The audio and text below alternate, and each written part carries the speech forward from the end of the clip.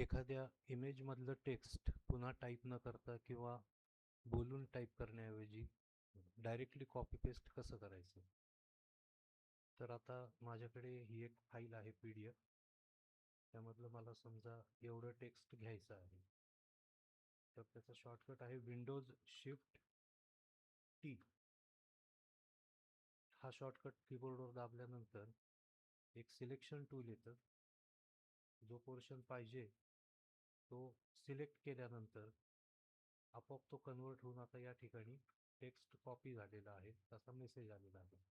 आता हे कॉपी केलेलं टेक्स्ट युनिकोड फॉन्टमध्ये आहे. नोटपॅडमध्ये जाऊन आपण ते पेस्ट करू शकतो किंवा इंटरनेटच्या कुठल्याही ॲप्लिकेशनवर आपण ते डायरेक्टली पेस्ट करू शकतो.